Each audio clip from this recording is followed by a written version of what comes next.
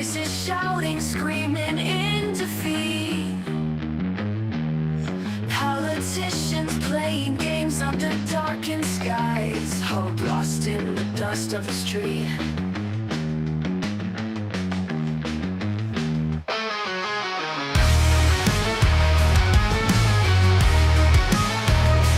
Red and blue, colors pouring from the sky. Debates turn to anger, oh, the crowd gets loud.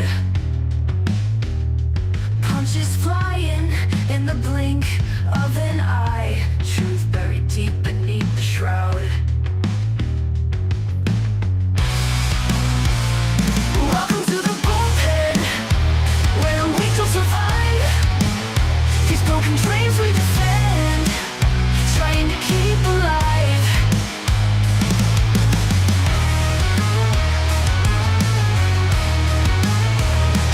Faces on the screen, flashing perfect teeth. But behind those eyes, just rotting greed. Politicians turn to whispers beneath. They all just get what they need.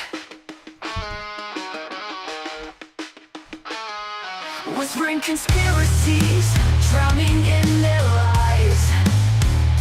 Echoes of freedom, lost in cries. Spin the wheel of fate, let's see who rise. But this game will bleed you dry. Welcome to the bullpen, where we don't survive. These broken dreams we defend, trying to keep alive.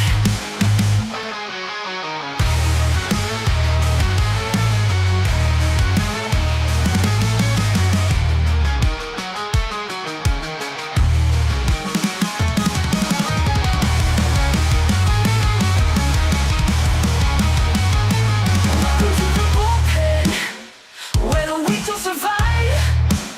These broken dreams we defend, trying to keep alive.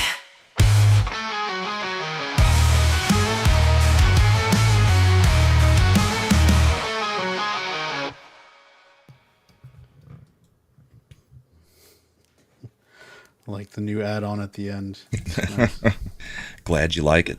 Yeah, I spent a couple minutes this morning updating that. Good morning, everybody. Welcome to the Bullpen. We are discussing the RNC wrapping up and everything that's gone on all week. So Hillary's, hiding behind a tree doing this, getting ready, and Kamala is proving that her word salad is not going to get her anywhere. Do not be burdened by what has been. She's burdened by what has been. I What know. she has said has burdened her quite a bit.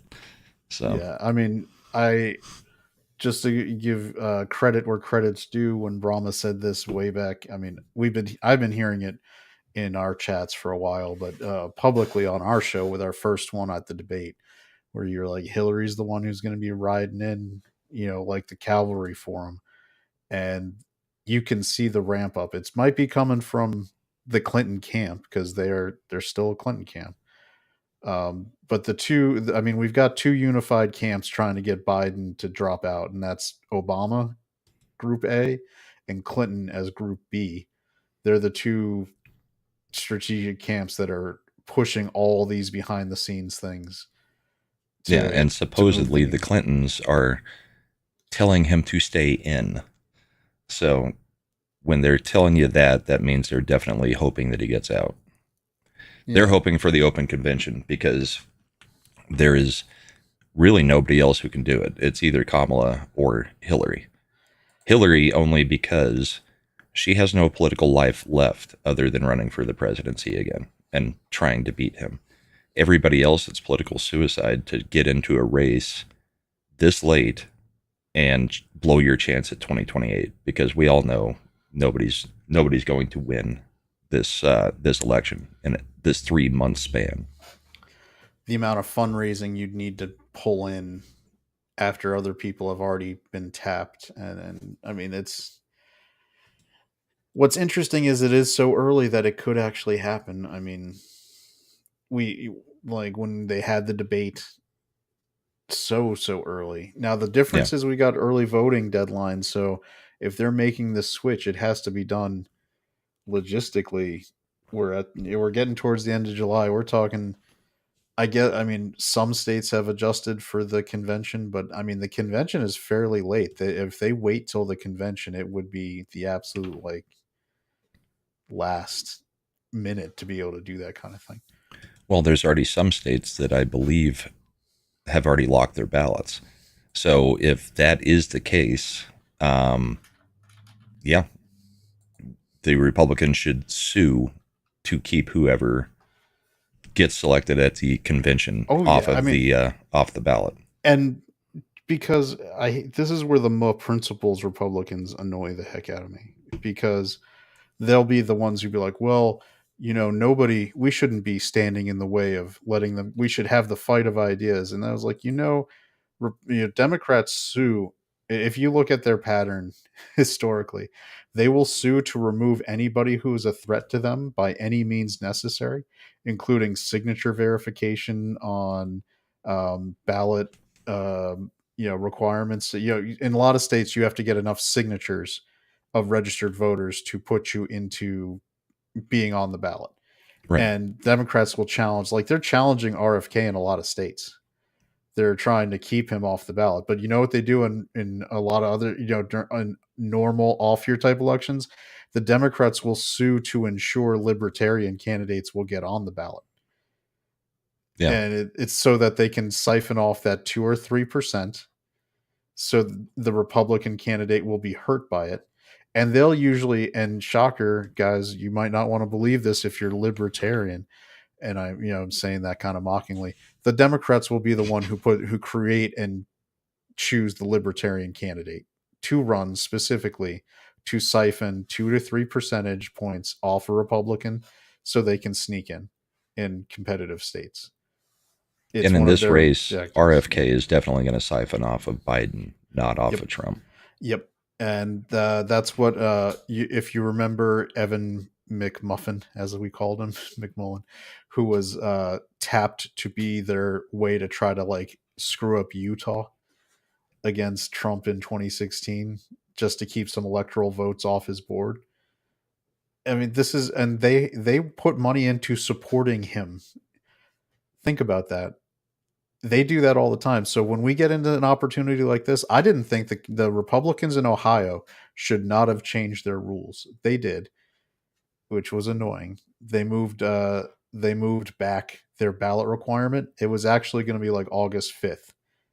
And they moved it. They did a joint session, an emergency one, and changed, now they did tack on, because Mike DeWine was the more principles Republican pushing it. And the legislative Republicans said, if we're doing this, we're passing something else that that Democrats won't like, which was they banned out of state money from state Right. elections, which is probably, you want to talk about, you know, what every red state should be doing. That's one of the things too. So that every time they do these ballot initiatives for like abortion or other things, that Hollywood money just can't stream in. Yeah. So yeah, I think every Republican legislature that would have to do a legislative fix to allow ballot access should tell them to pound stand. And every Republican RNC lawyer in those states should immediately go to court and challenge if they try to do the bait and switch outside of state elected election law. Well, and the whole thing is kind of hilarious. I'm not saying that the Republicans wouldn't do the exact same thing if they had this horrible, horrible candidate, but in the fight for saving democracy, the Democrats look like they're about to dump the guy that got all the votes in their primary for somebody who got no votes in their primary. So, oh yeah, and that's their version of democracy. That's their saving democracy. It's the same hypocritical crap that they do on everything else. But and the Democrats have a built-in failsafe within their system. Not Republicans really don't, but Democrats do, called super delegates.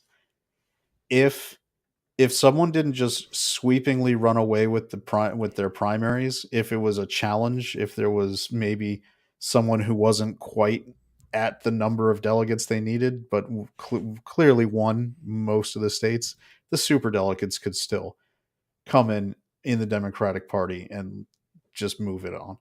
Yeah, So I mean, theoretically, we saw like that with Bernie. yeah, with I was going to say in 2016 with Bernie and Hillary when it was more competitive, if Hillary hadn't made the deal and Bernie kind of moseyed on his way, if they had pushed it to a convention fight, the superdelegates weren't going to let Bernie Sanders come close. They would have, knifed him and moved it on. Yeah, the Democrat Party does not have an actual electoral process for their primary. They have super delegates that basically run the show, and they do whatever the party has decided, regardless of what the primary votes are. Yeah, they have a failsafe to give you the illusion of Republican voting, not Republican like the party, but representative government Republican, like where you do a primary, you elect delegates, the delegates go for you as the state that voted for them. And it's like the electoral college, and then the delegates then vote for the candidate for president. But the super delegates are all there just kind of like you like Hillary, just rubbing their hands Yeah. behind the tree, like if we need to press this button and do this thing, you guys are all gone and we're putting who we want in anyway. Yeah, we will dump whoever you guys were dumb enough to vote for. The difference that the Democrats did this time is these assholes, these jerks, rigged the primary so far for Joe that he's so far and away got all the delegates he needs because it wasn't a competitive primary. The super delegates can't tilt it. And Right. a lot of these states have laws that bind these delegates to the candidate that won that primary election. So that's why you've heard all this talk in the news media about like Joe Biden releasing his delegates. He'd have to, as the candidate, authorize them to go with somebody else, Right. because they are bound to him. And because it wasn't competitive, the super delegates can't actually overturn it because Joe Biden has every delegate basically from every primary. There's no competition. There's nothing. So that number on its own gets him nominated per DNC rules. Well, So, and let's talk about the other issue if he does step down. The other issue is, yeah, if he steps down from the campaign because he's unable to campaign, how do you still keep him as president? I mean, that's the real conundrum therein, is he's not capable to campaign. How is he capable to take the 3 a.m. call? How is he capable to be president for the rest of this term? Yeah, and I think Small Time Republic nailed it on this comment. It sounds like the primaries are just polling data for the party leadership. That is what they are. Yeah. They are the gauge of which person that they deem acceptable is popular with the Democratic voting base, and should they allow it to continue. But yeah, so that if it is a hard argument to make that Joe Biden could maintain being president when he's unfit to run for president. Right. And here's the thing. If Hillary, it really does want to drop in, she's going to be the one pushing him not to resign. Because you know what Hillary wants most of all, too. Be the first woman president. Yep. She won't try to have some asterisk by her name where she would be the first elected one. She just wants to be first. No asterisks. She's not letting Kamala have that. And there is a third camp, and that's the Jim Clyburn camp, which he runs and works with the AME churches, who produce and supply a lot of the poll workers in major urban zones where a lot of shenanigans usually happen. And so Jim Clyburn was one of the kingmakers for Joe Biden in 2020. Clyburn basically delivered South Carolina for Joe Biden with his poll workers and some of that. He's supposedly who delivers the black vote for the Dems. Well, he delivers the ballots. Yeah. How they show up, I'm not going to say. But the ballots get delivered as needed in the districts where the people he works with work, including Atlanta, Michigan, Arizona. So it's not an insignificant thing for James Clyburn to be involved in this. Like if you want the guy behind the scenes, that's going to be necessary because he's the one who has to deliver the steel. His network is going to be key for that. So if he's not on board with Kamala being replaced, it's going to be hard for them to, like you said, if if Clyburn decides to sit it out rather than just go through the effort, whoever they put in his place will probably lose so bad because it's I mean that margin that keeps it close is coming from him. Mm-hmm. Because I mean we've got new polling data today that Trump is even running ahead of Biden in Detroit, and or Kamala, and Yeah, so any of the above.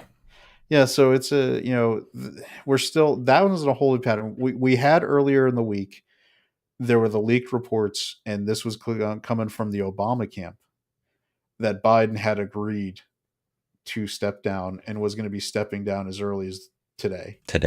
Yeah. Yeah. And then Biden's people came out the next morning and were like, hell no, Biden's staying in the race. He's doing all this stuff. And there's now actual reporting coming about how Biden feels completely betrayed by the Obama camp.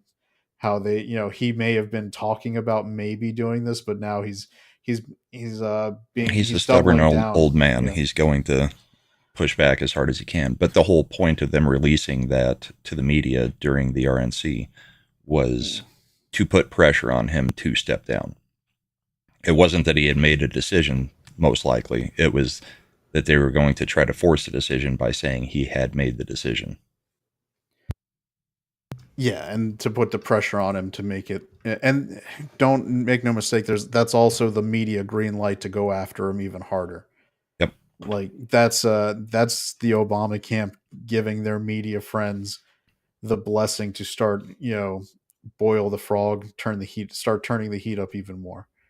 We're doing it slowly at first and then doing it all together. I don't know if what the Clintons exactly want for their shenanigans. It's hard to tell. I mean, I saw some funny memes with like the new White House nurse telling Joe Biden the only cure for COVID is is assisted suicide. Is made. Yeah, and it was Hillary in a nurse outfit. Like, so, Right. I mean, it is all joking aside. Hillary sliding in, it does make sense to not sacrifice your younger bench to Your this Newsom, because your Whitmer, you any of don't. those people, Yeah, Shapiro. I mean, Trump managed to avoid it because of so many irregularities in 2020. But usually, once you lose a presidential campaign, you get a stink of loser on you, Yeah. and you're just going to lose worse in subsequent elections. And famously, the Republicans kept running the same guy against FDR because they didn't want to have they didn't want one of their good politicians to lose. So just keep running the same guy. He'll lose. We'll be fine. Well, and the point that I was making with Hillary almost, a month, 5 weeks ago back, was they still believe that she did win 2016. So, Biden's out there saying that I'm the only person who's beat Trump. Well, they believe that Hillary did. They are in an election denial mode about that election still, the same way that they accuse us of 2020. So they think she can beat him. That's part of the reason I think that they'll throw her back in there, because they know Kamala can't. And they know Biden can't at this point. Every poll says not a chance in hell. And we're way beyond the plus minus margin that they can. He's not going to get 87 million votes. He's not going to get the 81 million that he got last time. Trump is on pace to get more than he got last time, and that was more than any Republican had ever gotten. And more than any incumbent had ever gotten. I will tell you that my knowledge, experience, and training tells me that Kamala will lose worse than Biden would, even as bad as Biden is mentally.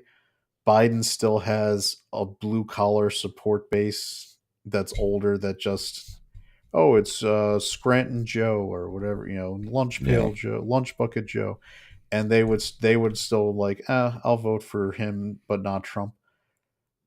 if it's Well, Kamala, those people aren't so there. And I'll tell you what, the black male vote, I think Trump wins even bigger with Kamala yeah, because they do not they like hate that her. woman. They hate her. And I don't know that she picks up any more of the black female vote, but she definitely loses more of the black male vote. Well, and at the moment, there was polling that came out last week. It's up to like 24% of the black vote is now saying or projected to go to Trump, which is a monumental number. All he needs is like 12 to 16%, and that would be an automatic win for any Republican. Yep. To speak to Southern Bell's quote, they just have to win plausibility that they won ballot battle. The margin of cheat is 3%. If And you we're win looking over, at double digits in some if you states. win over 3%, if the election is bigger than a 3% win, it is not functionally plausible to pull off the amount of ballot stuffing because you got to understand they don't ballot stuff the whole state.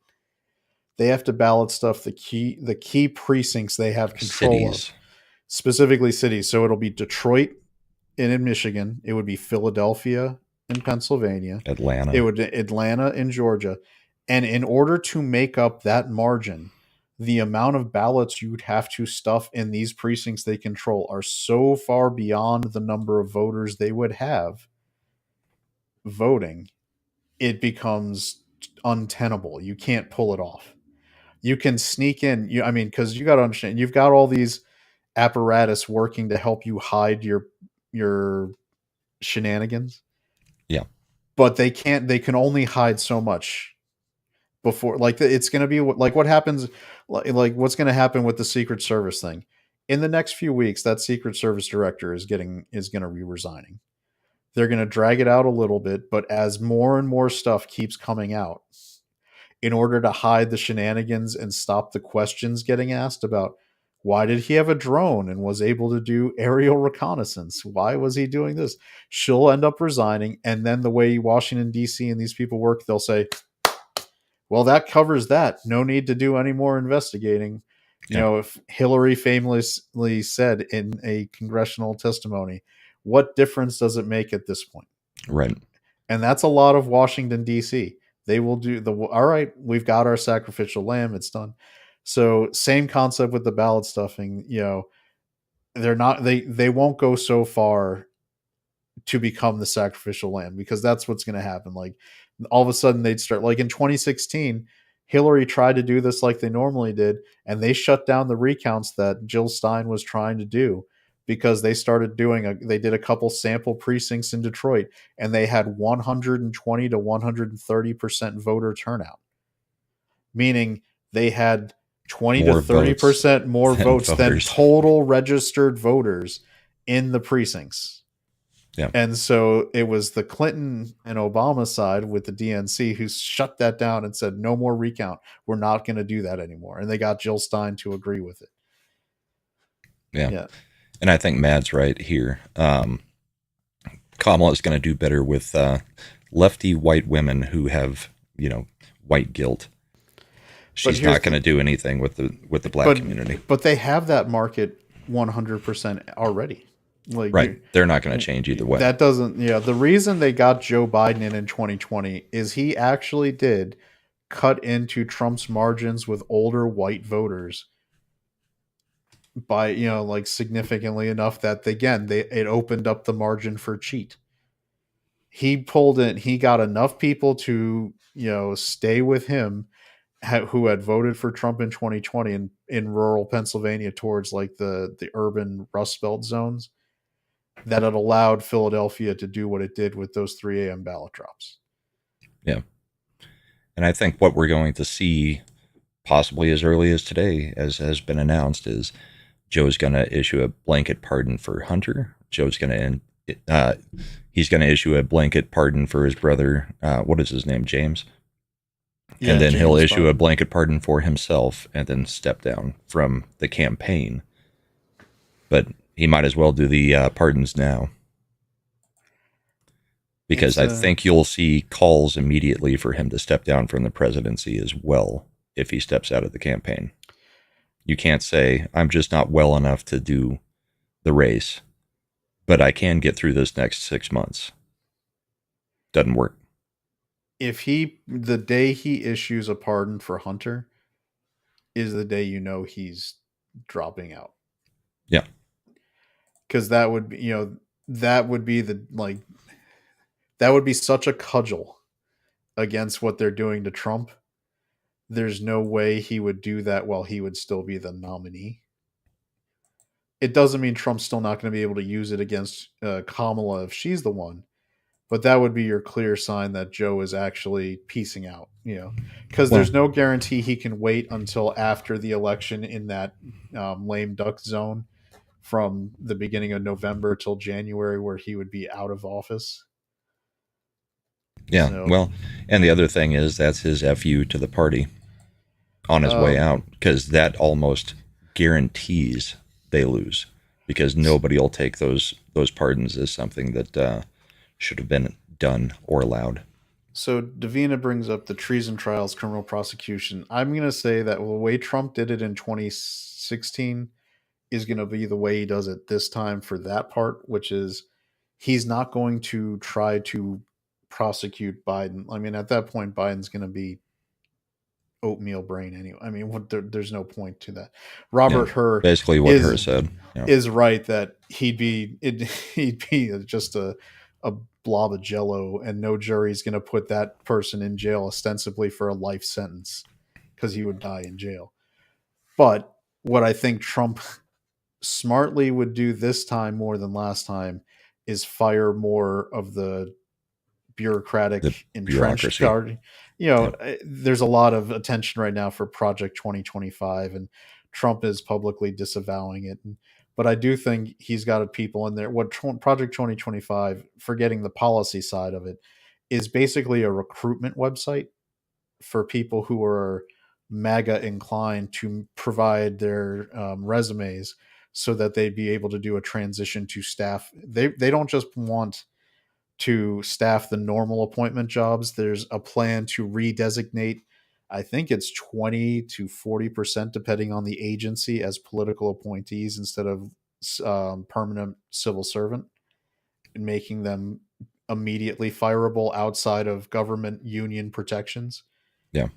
And then the rest of it, I mean, Trump could. The thing that's interesting is the immunity decision that came down from the Supreme Court telegraphed that Trump might have a lot more leeway about firing career civil servants than they would let you think. Because what Trump did last time was that he fired, people like, Andy McCabe and other ones from the FBI, and then they would sue and say he violated their union rights because there is a federal employee union. They basically got tenure.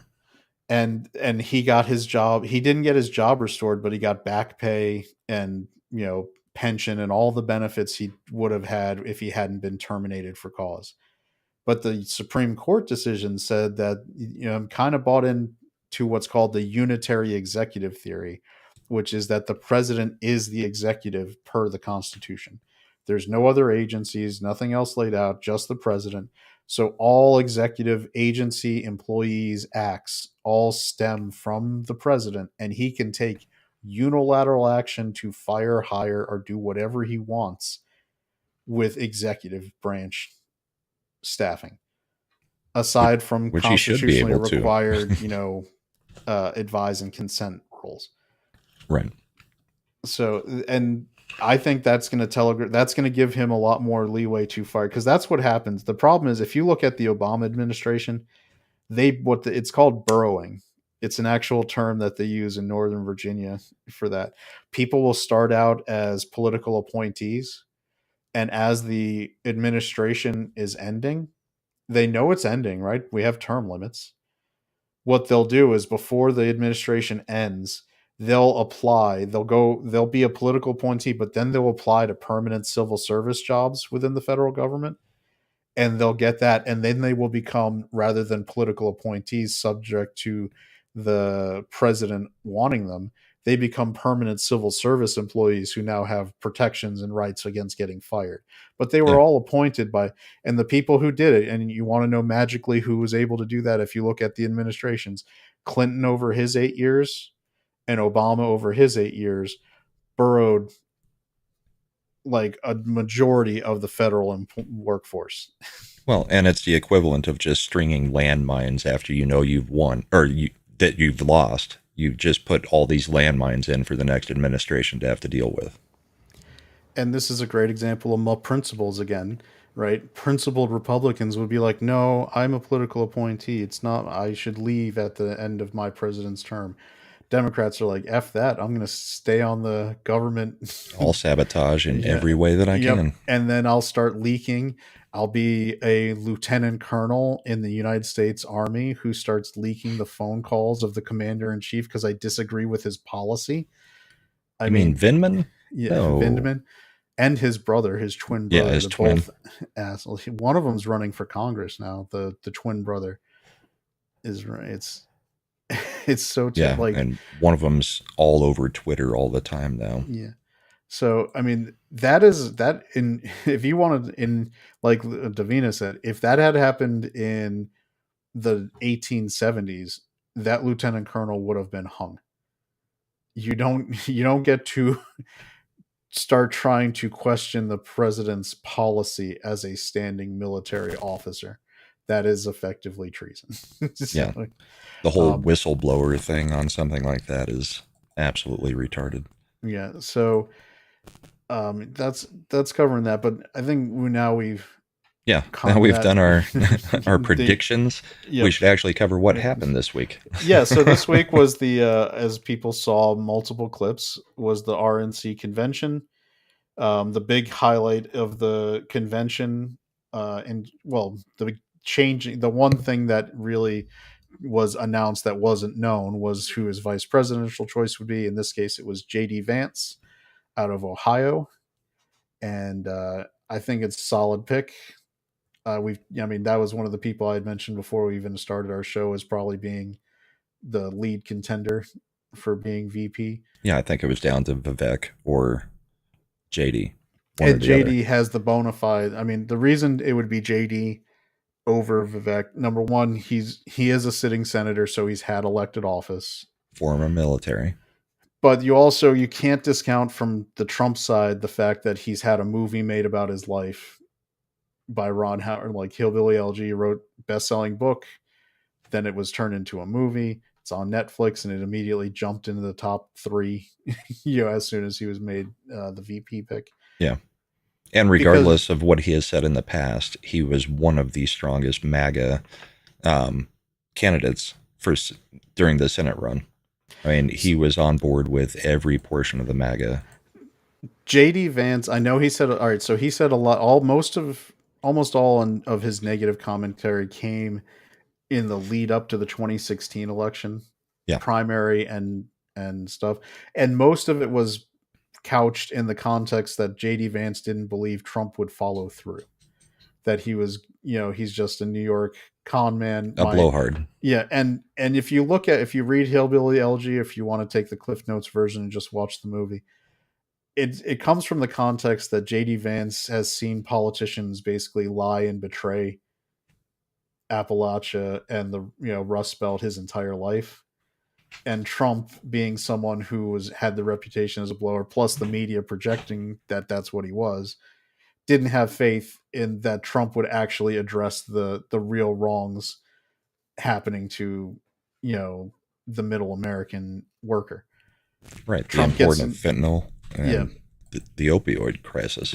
Yeah, so Trump gets into office and instead starts trying to follow through and keep every promise he made, puts tariffs on Chinese imports, does a lot of things where, it's immediately starting to shift employment back to the United States and the Rust Belt specifically, and for a lot of manufacturing things. Auto workers were working more shifts, lines were being started because of the way he was requiring the replacement to NAFTA to be done. So JD Vance from then on became as hardcore a Trump guy as you could find after he saw Trump actually kept his word. And to be even more fair to JD Vance, he was supportive of Trump at the lowest points where everybody was bailing on him, specifically January 6th and that immediate aftermath. Yeah. And there was nothing in it for him politically. All right, you got a lot of people who are like he's the accusation and would be that he's just a chameleon who's going to say whatever benefits him politically.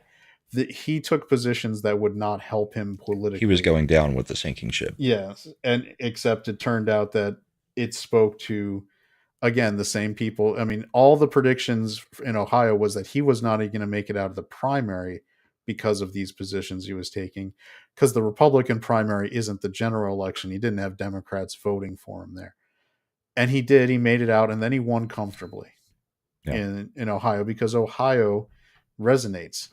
JD Vance walks picket lines with the United Auto Workers. Republicans generally don't do that. He's actually got some pro union sides. I have my thoughts on unions, but I can understand where he's coming from because I'll be damned if the corporations don't make me want to be more inclined to just let the unions have their way with them every day because of what they do. Because if they don't have, even in spite of everything else, they're still moving jobs overseas, doing all this other stuff. They're knee deep with these EV mandates. Yeah. They're all on board, and instead of building, they'll do like a little face kind of factory in the U.S., and then they're going to be building all the rest in China and Mexico.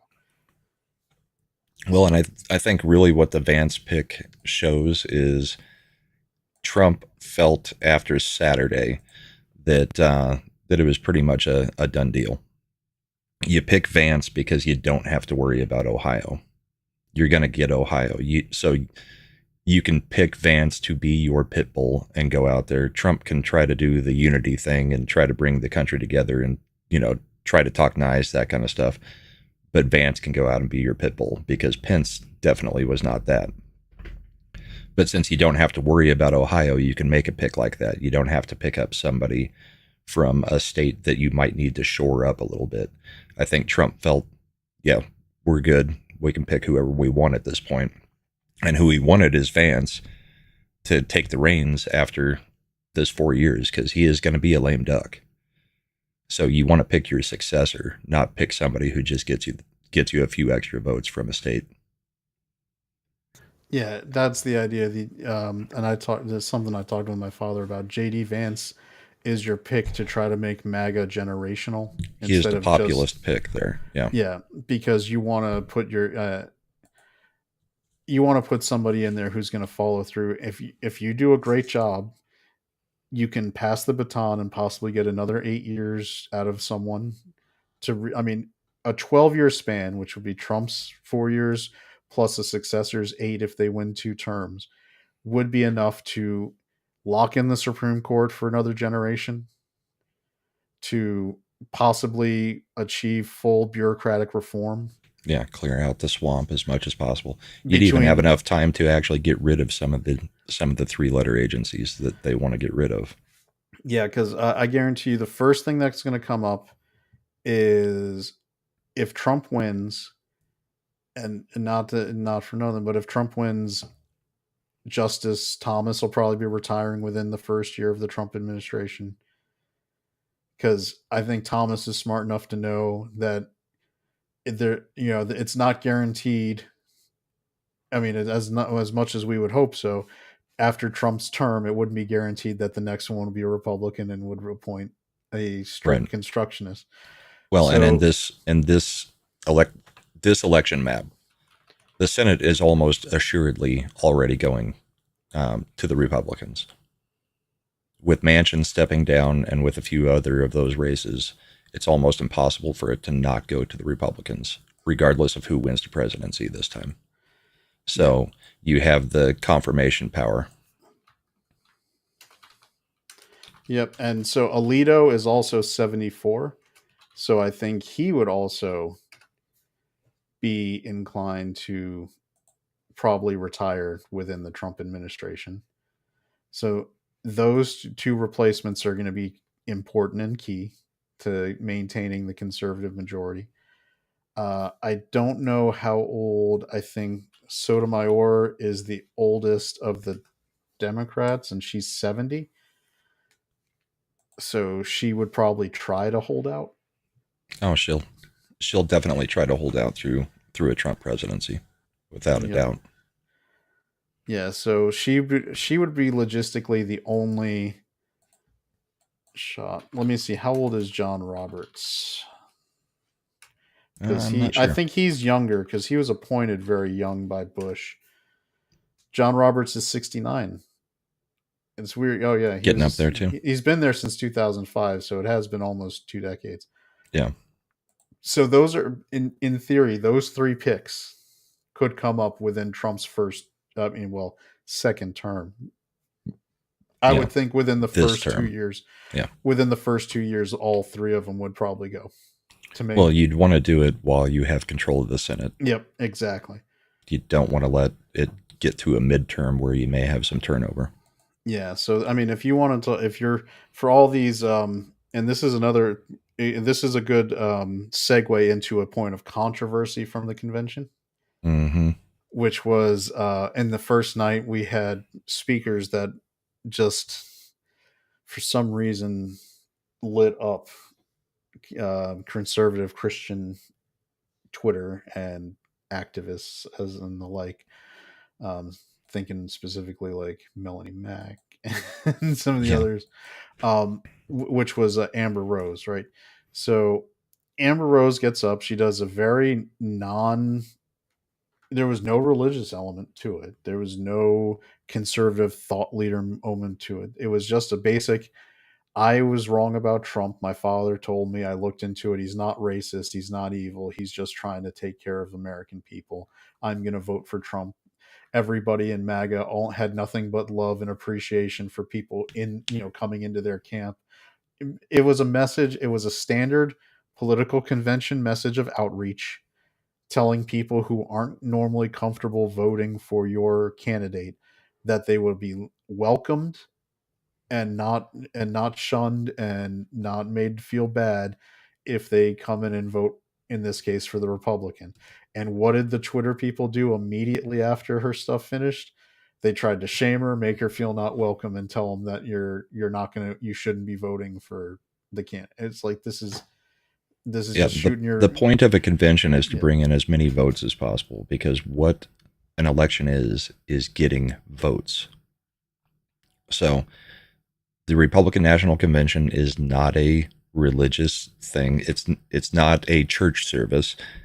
Yes, they do have prayer. No, they haven't thrown God out of their platform like the Democrats have, but it's still a political political animal. So you have to bring in the people that you think can bring in more people into your tent. She has 25 million followers on Instagram. She may not be as influential as she was a few years ago, but she also can tell her story, and she's not telling anybody, what we should do on abortion, what we should do on the Republican platform. What she's doing is just saying, hey, I looked into it. The lies that the media told that they're still telling, they don't seem true to me, and I will be voting for Trump. She didn't say she was a Republican. She didn't say she was a conservative. She said she'll vote for Trump this go around. Mm-hmm. And that's what you need. Yep. And the other one that spoke, who wasn't, I don't have no idea why it was even as controversial as Amber Rose, was how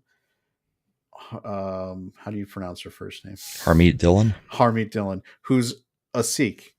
And just to FYI, people, do you know there's 10 to 20,000 voting age Sikhs in Michigan? I mean, just a big. They're a not insignificant voting group that's up for grabs in a friggin' key swing state. And so we decide to crucify her for delivering a Sikh prayer at the RNC. And she Like, has done more for our cause during COVID than almost any other yeah, person and did, she's still fighting. single-handedly. She runs her own law firm that takes on overtly conservative causes. She's now representing, and this is going to be an important case, I think, in the gender transition issue. I think Chloe Ko in California is suing the doctors who did the surgeries and puberty blockers and all Regarding the rest. ability for a minor to consent. Yeah, and also that they didn't provide informed consent and all the things we know about that they're doing. Yeah. But you may have noticed that they make it very hard for lawyers to represent conservative causes. So when we have one who's actually going, and she's the one who took the California shutdowns of churches, Christian churches, to the Supreme Court to get that overruled for during COVID so that people could worship. I mean, God knows that's such a terrible thing to do for Christians, isn't it? Like she must be a Satan worshiper. Like I'm getting heated because you're not understanding the point of a political convention. You're not understanding the fact that if you're truly pro-life and believe in a lot of these things, you can't do anything if you don't have the political power to pass legislation that gets signed and made into law. Right. It's the same You're argument we've been making on about abortion. you've got to play by the rules that exist currently. We will do the ballot harvesting. We will do everything that is within the law because that is what the law currently allows. So you have to win the election. You play by the rules you may not like, and then you have a chance to change those rules. That's the only way you're going to get it back to voting on one day. Make it a national holiday, make election day a thing, and get rid of everything except for, say, military or disabled being able to do the mail-in ballots. But until we can get it that way, you have to play by the rules that are out there. So this year will be the first time that if they're, early voting in my state, I'll be going to vote as early as the voting opens. Yep. I'm not going to wait until election day, even though that's when I typically do it. I'm going to get it in as quickly as possible. All right, so Davina brings up, we are also in the midst of a culture war which obeys no laws.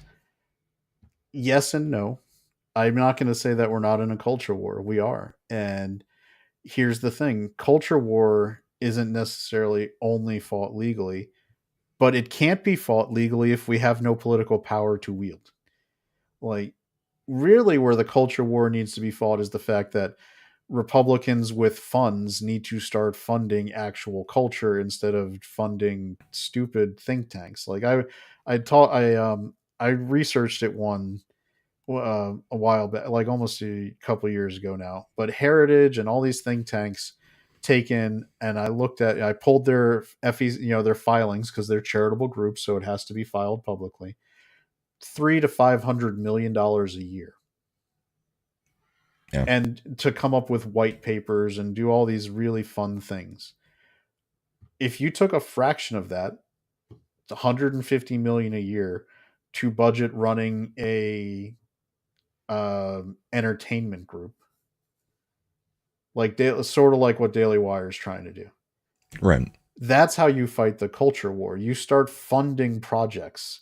You develop projects. You go to Hollywood as a production company and you bring, like what the stuff Chris Pratt was doing with the Terminal List. You start making, you invest in it. And it's not, the culture war is something that has to be won on both fronts. On the political side, you cannot even touch anything about the culture war if you're a minority party that you don't have the executive branch, you have just the House, and you have the House by one vote, barely, which is, the House, that's normally, if you're Nancy Pelosi, one vote is enough to pass anything you want.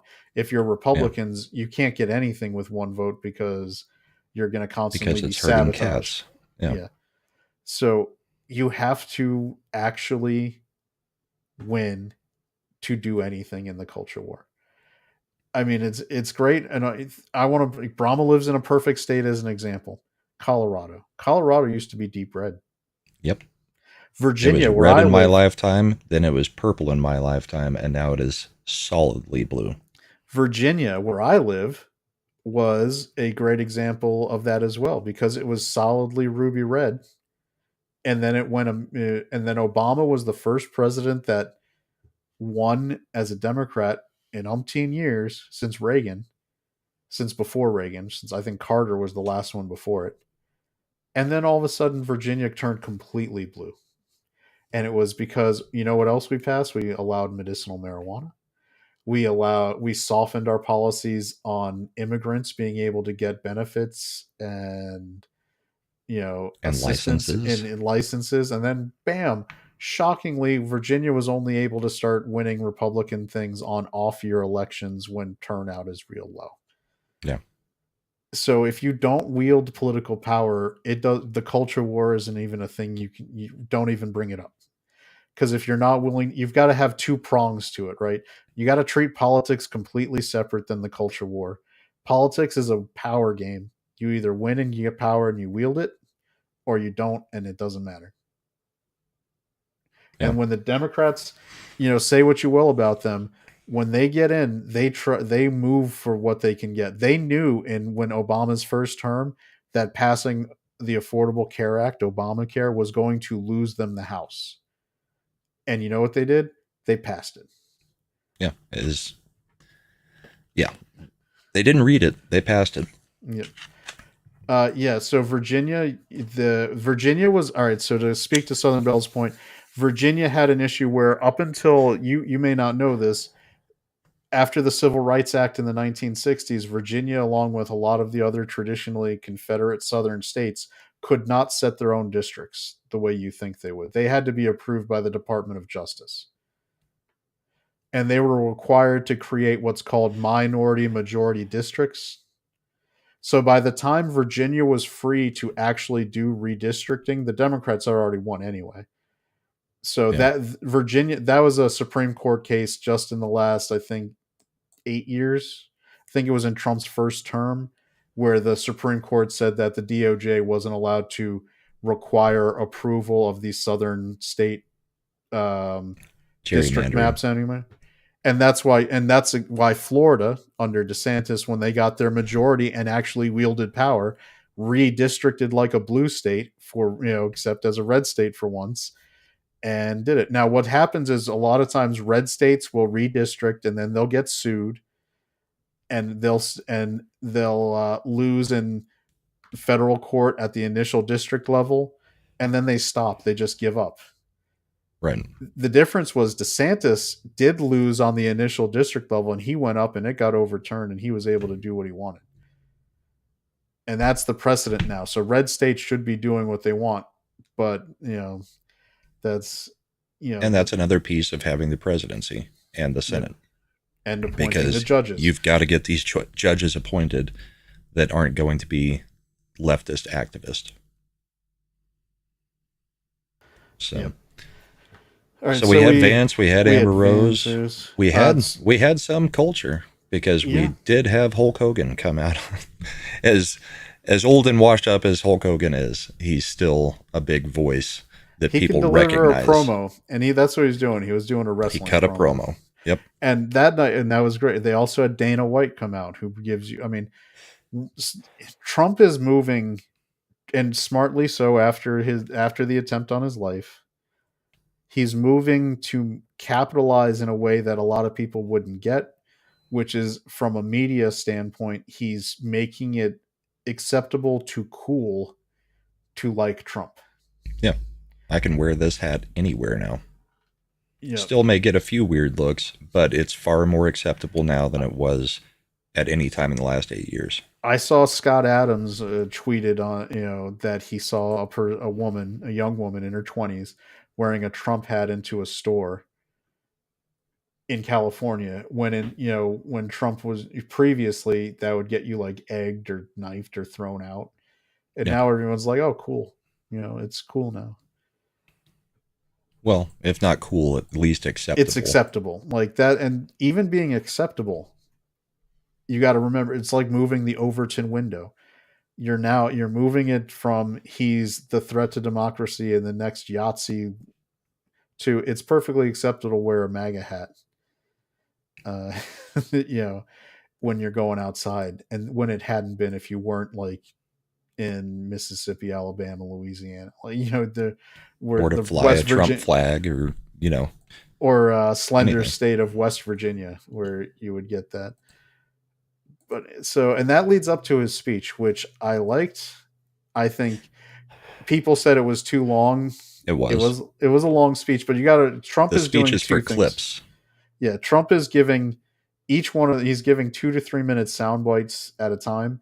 His initial and I saw this as a complaint like on ABC and a lot of the mainstream, like they liked the initial part of his speech where he was recapping the assassination attempt, seemed conciliatory, was very humbled, and then they're like by the end he had transitioned to normal Trump speech. Hardcore MAGA people are going to be watching the whole speech, and Yeah. they're going to be super happy because he still gave them what they wanted to hear. The average regular viewer is probably going to watch the first 25-30 minutes and then tune out, either flipping the channel or going to bed. And then And he wait for the gave clips to come out the yeah, next day on and whatever social yep. media that they And watch. so he gave them exactly what they needed to hear. That initial burst was, look at it was Grandpa Trump. Like, we had all his grandkids with him. We had grandkids introducing him. You could hear, you've seen the clips of the people on The View getting apoplectic about how humanized Trump was becoming by having these kids talk about him. Yeah. And because you know what? They like listen to what they're upset about to get a clue about what's effective. Yeah, you've got people attacking his 17-year-old granddaughter for giving a speech. Because when you look at the Trump family, it's also it's a subconscious juxtaposition. When's the last time I've seen one of the Trump kids get arrested for crack cocaine use and for getting hookers, for buying guns illegally, for sleeping with the widow of his of his late brother? Well, Trump acknowledges his grandchildren while Joe Biden won't acknowledge one of his. Yeah, all of not like Joe Biden doesn't want to acknowledge Navy, the stripper's child. It's Yep. It's a subconscious one, but it hits, right.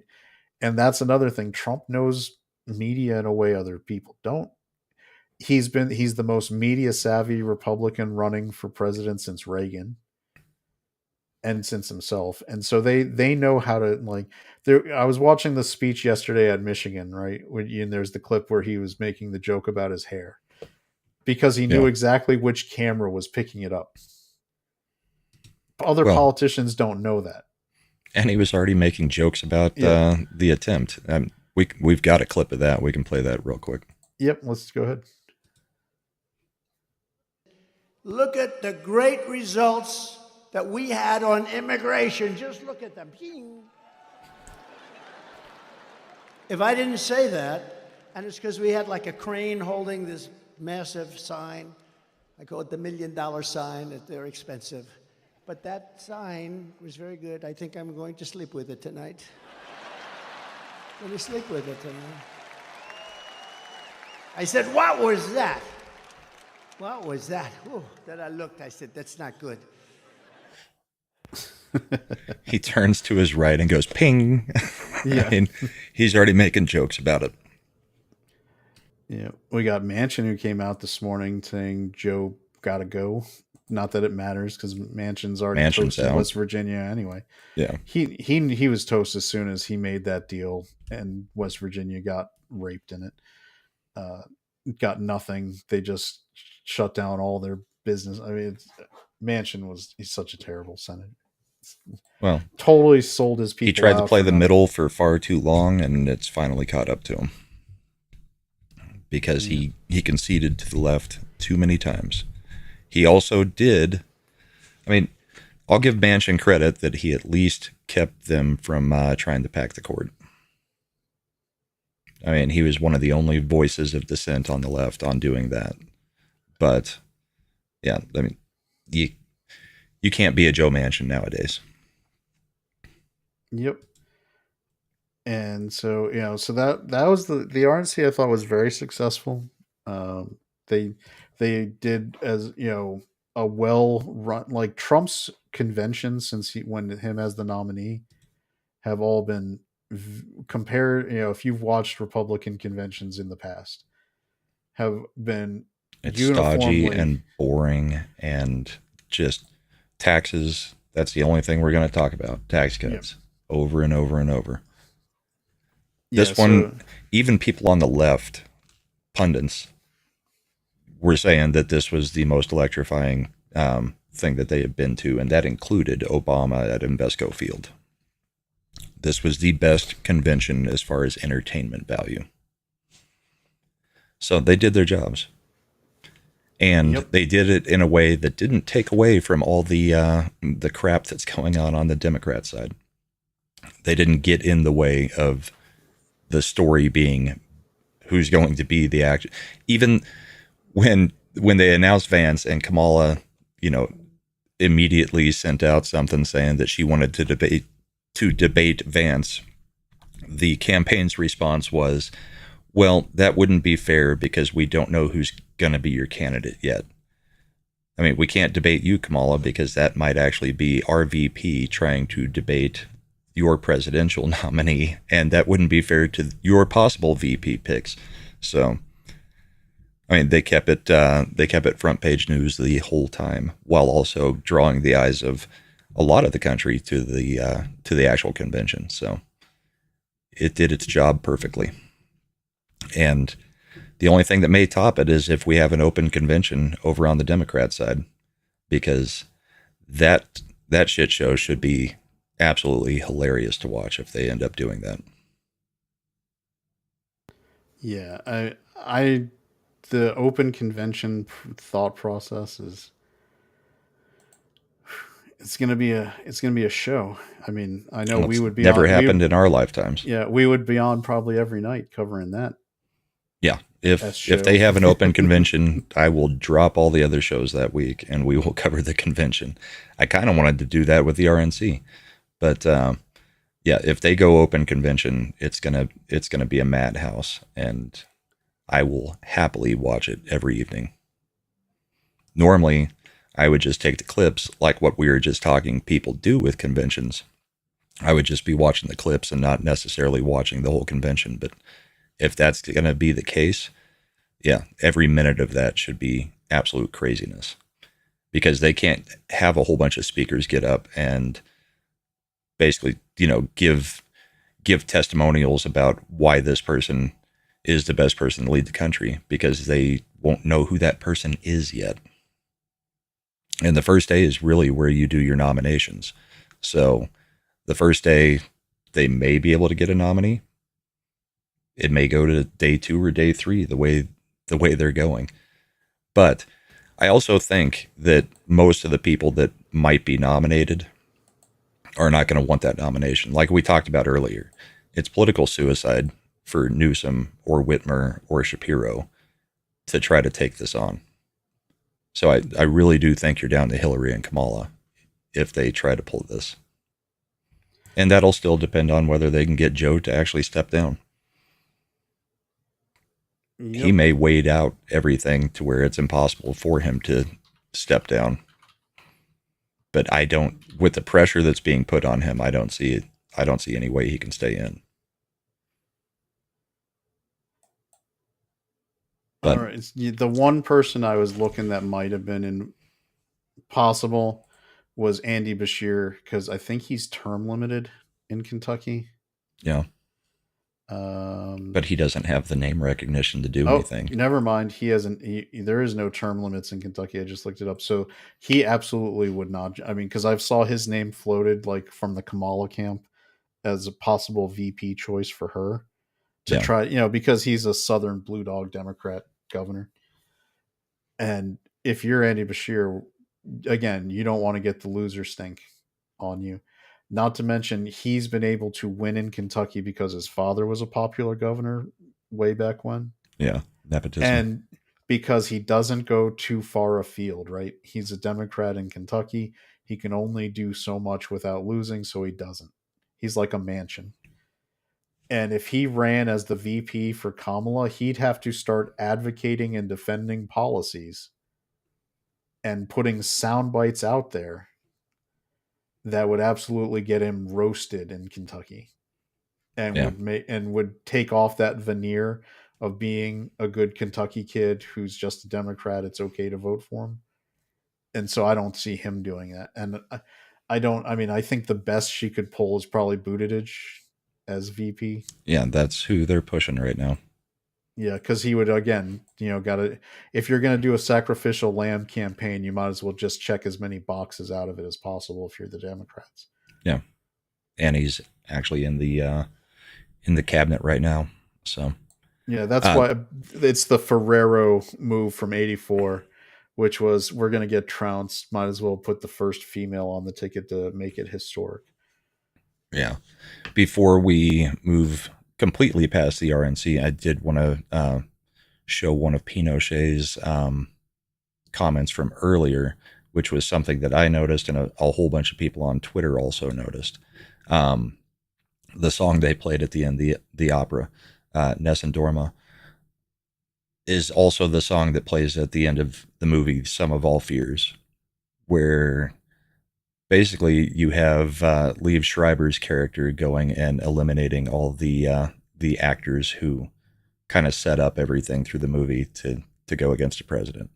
So Yep, I thought it Liev was Schreiber. a very interesting choice for the ending of the RNC after what happened the Saturday before.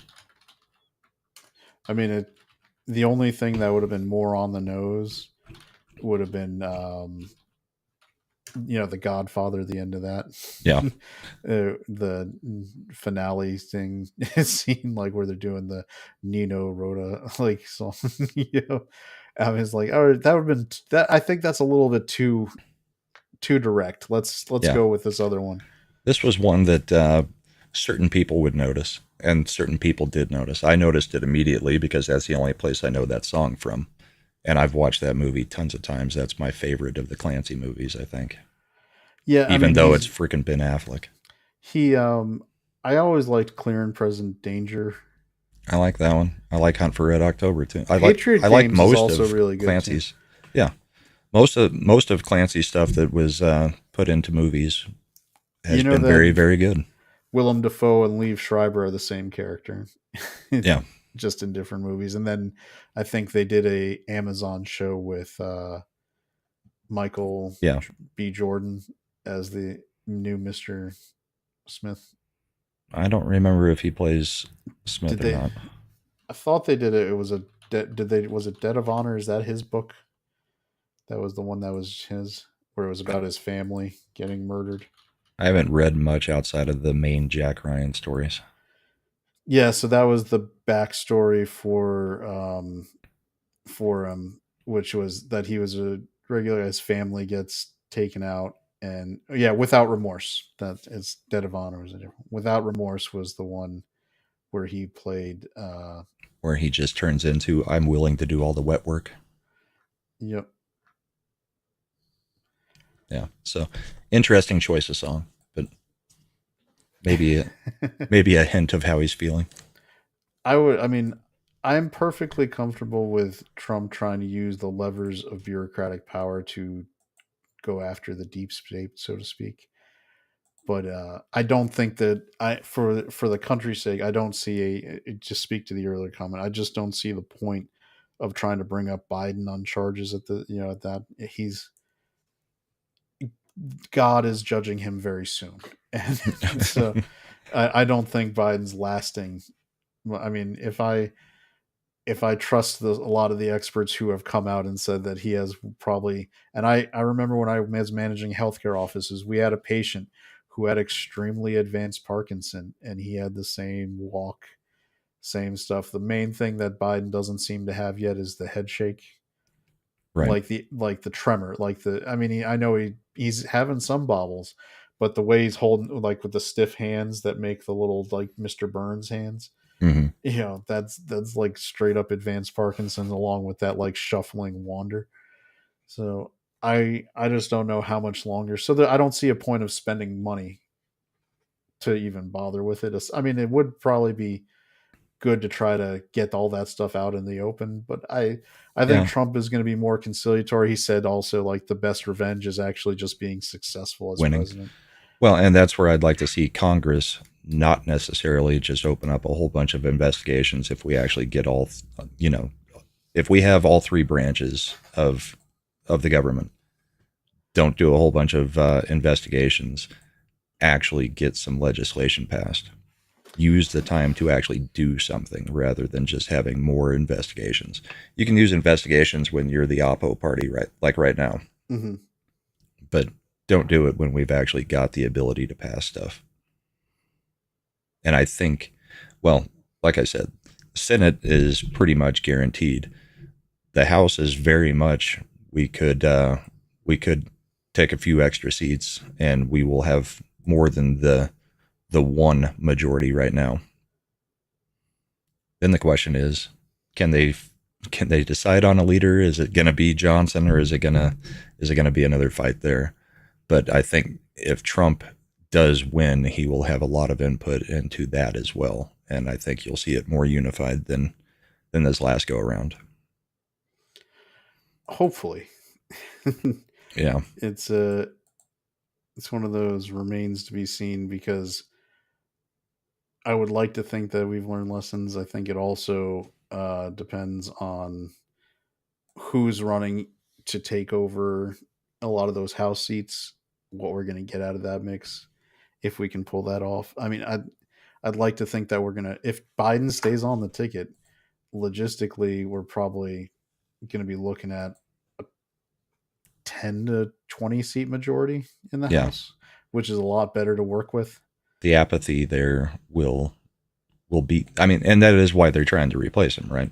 It's not because they're going to try to win the presidency. It's because they're trying not to lose all the down ticket. And the apathy for Biden or Kamala is probably going to lose you down ticket as well. The excitement for Trump is going to have everybody voting straight party line on most of the Republican side. So it's a matter of, can they get anybody out to vote for Biden? Yeah. So I just, to Looking speak at to the that, polling, we got the new polling that's come out. I'll just zoom a little so we can see. All right. The main polling that's come up, we've got the newest one. Is it clear enough? Yeah, it's pretty clear. It's from CBS News, just put out their new poll, and they have Trump up 5. And this is the thing. He's above the magic number. He's at 52 in that poll. And which is first time he's ever polling above 50 on their 50, poll. yeah. Yeah, he had been there on a Forbes poll, but it really highlights how much of an outlier this NPR Marist one was, where it had Biden up 2 and at 50.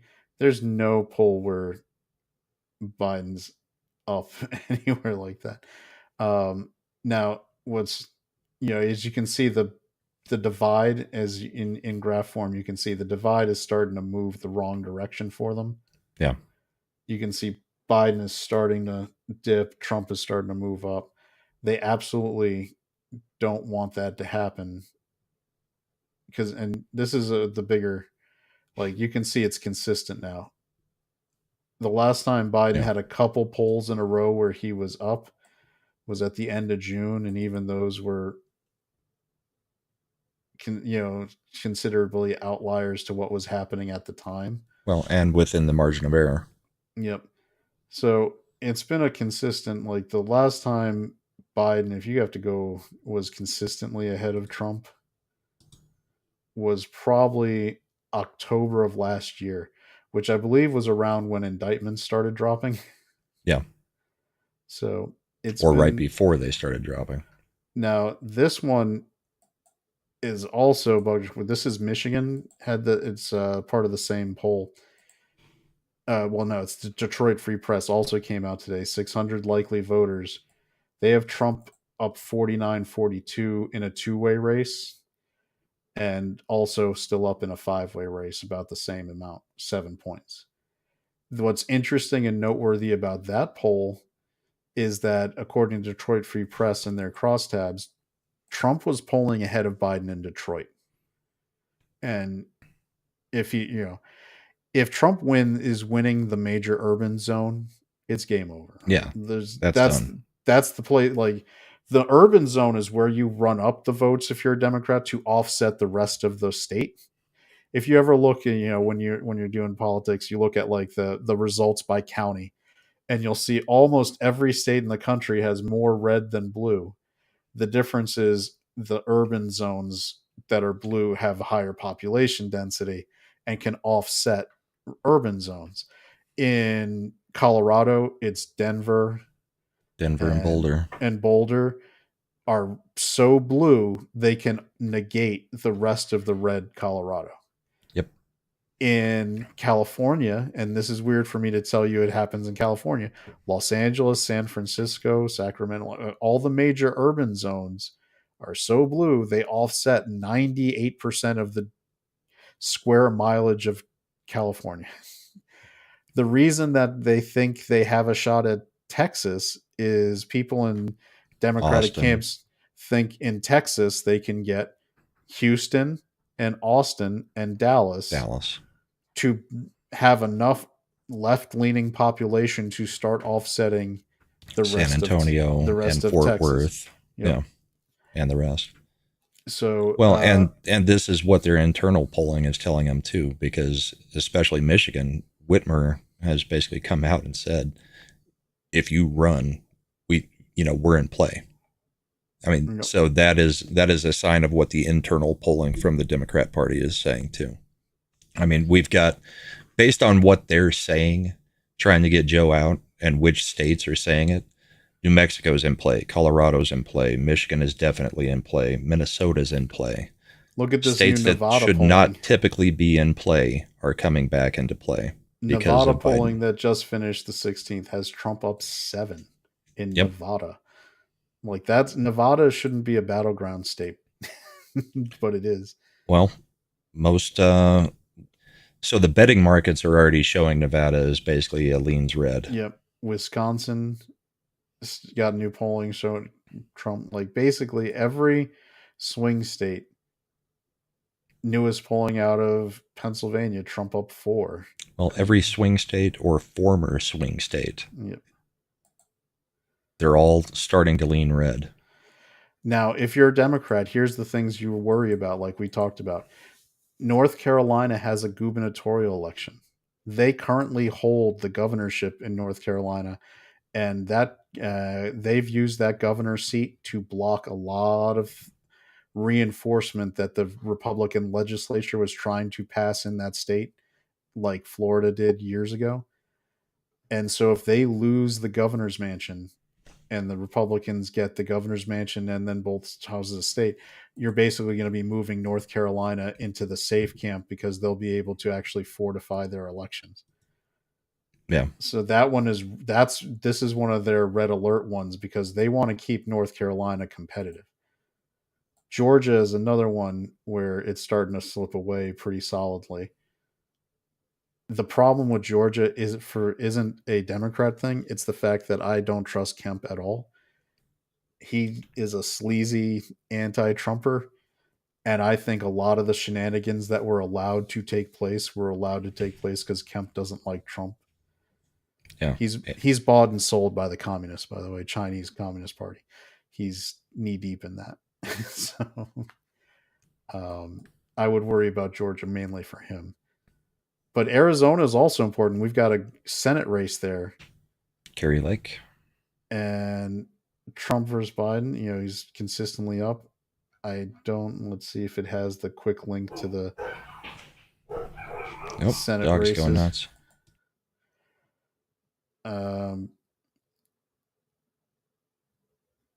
We've got the newest one, that's a long time to do a poll, 4th through the 12th, with only registered voters, and it's showing Gallego up 7, but a lot of the other polling seems to be closer. It's interesting. And that's all the way back from the 12th. We're now at the 21st. Yeah, we've had the convention now.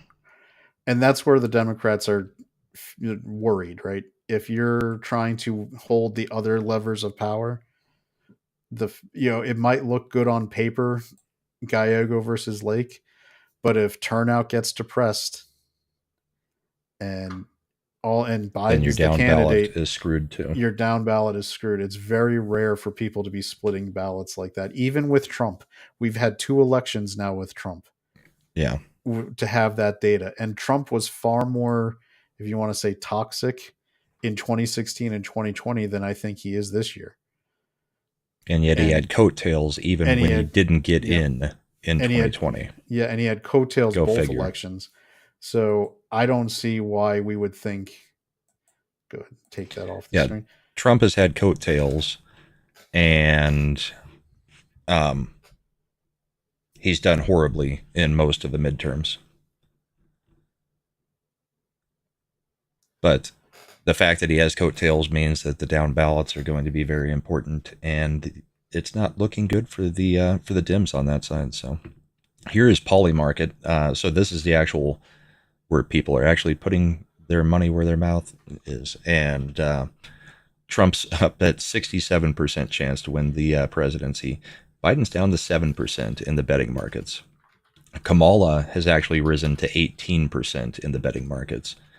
Here's what the betting markets map looks like as far as what states are likely to go where. And then here's the graph showing where Trump is. I believe this was what, last Saturday, or probably Saturday was, what day was Saturday?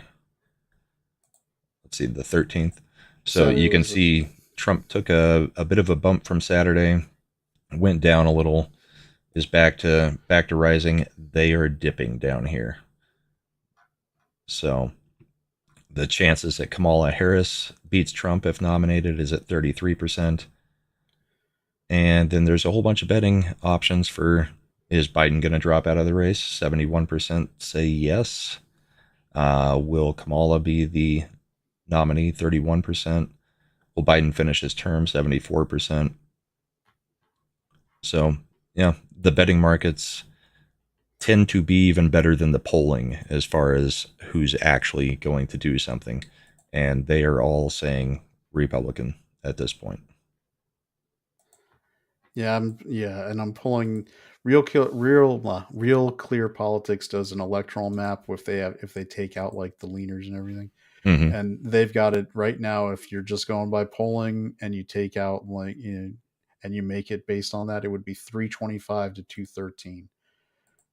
Which is essentially a modern landslide. Yep, and Trump would win every single swing state, including adding Nevada to the side. He'd win his main one, the congressional district, so he'd get one out of the electoral votes there. Nebraska has this Has that weird district. weird one, so Biden picks up one there, but the rest of it goes in. So effectively, you've got the full West Coast, California, Oregon, Washington going Biden. You've got the Northeast, The Northeast. from Maine all the way down to New Jersey, Maryland, and Delaware going Biden, and then Illinois and Minnesota in the middle, and then everything else is red. Well, Colorado and New Mexico are both also blue. So I think New Mexico is probably more in play than Colorado is. Colorado has gone so deep blue, it's hard to do anything there. But yeah, New Mexico, there are rumblings that it could be in play for the Republicans. and I would think, I mean, if I would say New Hampshire is probably a more at play one than New Mexico. Yeah. Only because New Hampshire has that weird vibe. They like to be independent. They've gone and they have a Republican governor right now with Sununu.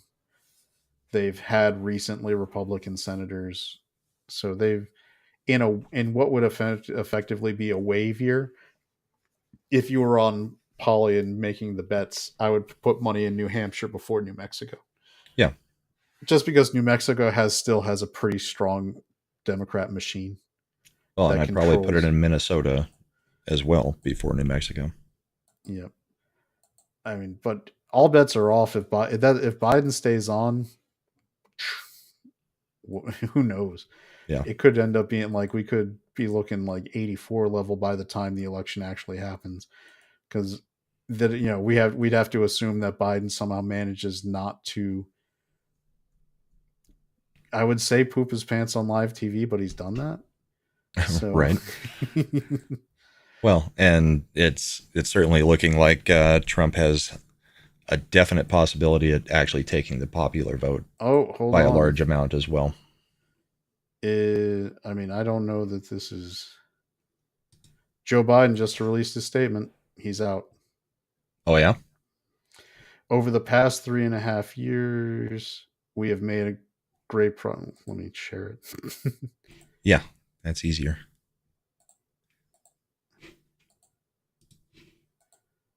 So breaking news, huh? So over the past 3.5 years, we have made progress as a nation. Today, America has the strongest economy in the world. We've made historic investments in rebuilding our nation, in lowering prescription drug costs for seniors, expanding. All right, so he's just doing. I know none of this could have been done without you, the American people. Together,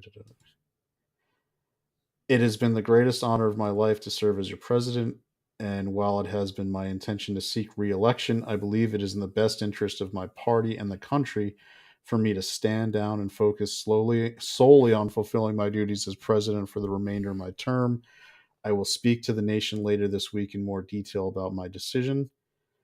For now, let me express my deepest gratitude for all who have worked so hard to see me reelected. I want to thank Kamala Harris for being an extraordinary partner in all the work. Let me express my heartfelt appreciation to the American people and faith, trust you have placed in me. I believe today, what I always have, there is nothing America can't do. I mean, that looks a little unofficial. The only place I'm seeing it is breaking 911. Yeah. So I'm kind of wary. Now Gunther Eagleman is putting it out there. Rubin just put it out there. Piers Morgan put it out there, so it must be vetted to some degree. I would think that it would be on like the main page. I can't find it on even like MSN is not doing a breaking news or anything. Oh, no, it's on Fox now. Homepage of Fox News. Okay. Biden ends bid for second term White House as drops out of 2024 rematch. Well, then I guess I should have put money on Biden dropping out right before this. But the odds weren't very good. You weren't going to make much money on that. No, so yep, this is, man, we got that So live. Right breaking news, we got it live. Biden is dropping out of the race. Now the argument turns to how can you possibly stay in as the president? And that should be the push from the Republicans. I think. I think it's a danger to the country to have him in as president right now. As much as we would love to run against him, I think it's still a danger to the country to have him in because everybody saw what he looked like on debate night. We've talked about that before. It wasn't just people in our country that are saying, yeah, he's gone. It's Iran, China, Russia. Everybody knows that if you were going to make a move, this would be the time to do something. All right. So I guess, does this count? This sort of counts like Trump winning against Biden. So let's see if the question is, Babylon Bee headline, Jill Biden drops out of presidential race. Right. So the question turns to what we were talking about at the beginning of the morning. Who are they going to install? And is it going to be an open convention? I think that's the only way they can do it at this point. So we will probably be watching the open convention in a few weeks. Yeah, and I see a lot of people reflecting your point. If he can't run for re-election, he can't be president. Like, if he's not up to one, he shouldn't be up for the other. Not that I'd like to ever have an official president, Kamala Harris. No.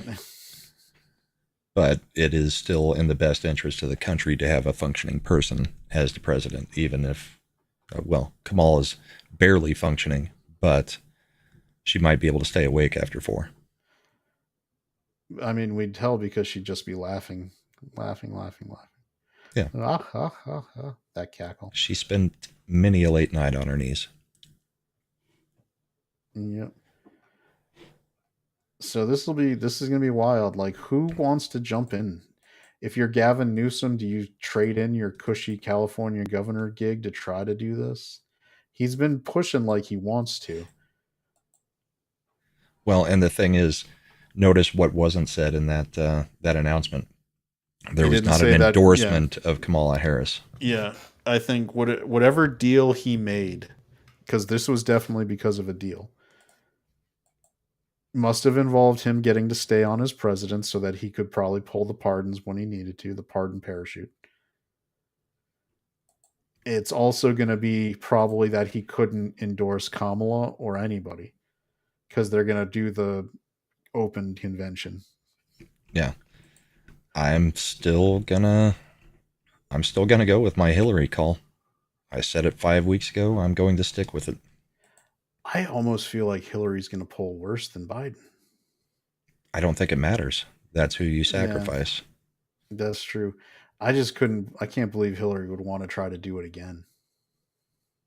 Oh, she would definitely want to try to do it again.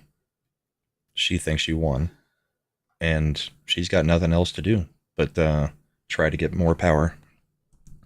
That's been her goal in life. Chase power. Just like it was Biden's goal. So, yeah. A ticket that got 81 million votes last go around. The most popular presidential ticket in history. Couldn't make it to the next running. All right, 911 running the poll. Who will replace Biden as the nominee? They're putting out Harris, Newsom, Whitmer, and then other as the. I'm going to go other. Harris is currently up there at 51.5. I mean, she technically checks one more box than Hillary does.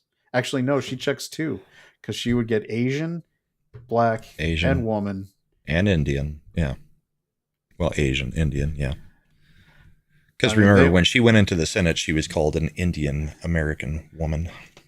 Yeah. Then when she became the VP nominee, she was the first Black Asian American woman. Yeah, this is going to be fun. I mean, we definitely picked a good time to start the show. I guess. Well, so all the sources were right that he was going to do it by the end of the weekend. I'm surprised he did it this early in the day, but it's also probably... Well, you got to hit him when he's awake. He's awake, yeah. You got to get him, like, Dr. Jill. This is his most coherent portion of the day. It's right after he's been up for a couple hours, had lunch, taken his nap, gotten up from his nap, and he's got 2 more hours in the day to go. Yeah, remember, he's on East Coast time, so he runs 10 to 4. Yeah. That's what we know now. It's 2 o'clock, so he's had his lunch and his nap. Yeah. Getting up to get his ice cream and writing a letter. Yeah, so there you go. How much do you want to guess that Jill just put that in front of him and said, "Sign it, Joe"? Right. I don't think so, because I don't think that she was willing to give up the power. Out damn spot, Lady McBiden. Yeah. Yeah, a lot of people. I know Jill Biden is just absolutely sick right now. Yeah. So. Well, so is Hunter, and so is James. Wouldn't this be on official? Like, I guess you couldn't do it on official White House letterhead since it's a campaign thing. Right. That would probably violate the Hatch Act. Likely. I don't think anyone would bitch about it, though. I mean, that's what threw me off. I was like, normally every that it was on blank paper. This is just like a Word document where you threw his name on the top. And yeah, Joe Kent put a tweet out where now every Democrat's going to pin all the policies that were terrible on Biden and run away from him. So yeah, that'll be the next pivot from everybody else. That was Biden. Michael Knowles. Do you think Biden even knows he tweeted this out? I don't even know if Biden, like, ask Biden if, like, what about your statement on X, and just see his, like, head spin to see if he even knows what the name of it. Oh, we're seeing all kinds of polls go out on Twitter now, and Hillary's a pretty popular pick all of a sudden. Yeah, Jonathan Turley, the decision of Biden to withdraw raises the obvious question of how he can continue as president if he is incapable of running for that office. The Democratic Party seems to have created its own 25th Amendment problem.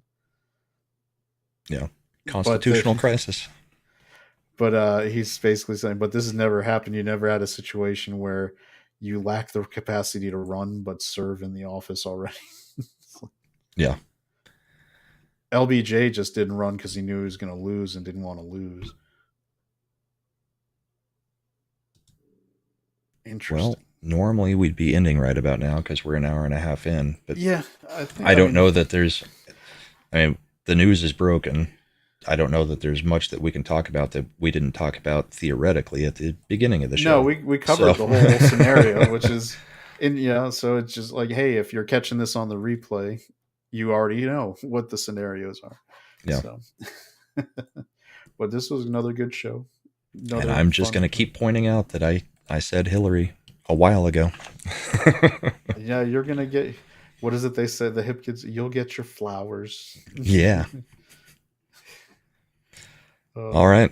Well, I think that does it for us. We got some breaking news. We went through the RNC. We went through our predictions on what would happen with this breaking news. So, what do you got coming up? I was going to say, just hopefully Harry Sisson doesn't implode. Oh yeah, his paycheck just disappeared out from under him. Yeah, he was being paid by the Biden campaign. I don't think the new ones are going to be writing that check. No. But Brooklyn Dad will probably be fine. JoJo will probably be fine. Harry Sisson, though, is screwed. Yep. Anyway, so for me, Tuesdays we do gaming, which I know we've been doing Party Animals. Might be, I'm sure, still doing that. Then Friday nights on our channel, my channel with Slender Dad, the Ascendant Art Podcast on here on YouTube from 9 p.m. Eastern until whenever we finish. And then Sundays here for the Bullpen. That's cool. my YouTube plan. I think there was some talk that we might try to play some Chained Together at some point today. Me, you, Slender, and maybe Mad. And then I've got my usual stuff going through Comics Division's shows and Party Animals. Bourbon and Boarding wrapped up last night. So, yeah, I've got Saturdays off now again. So. But come check us out this time next week for episode 6. Maybe we'll have some idea of who's going to jump into this race. So hope everybody has a great Sunday. We will catch you later. All right. Bye, everybody.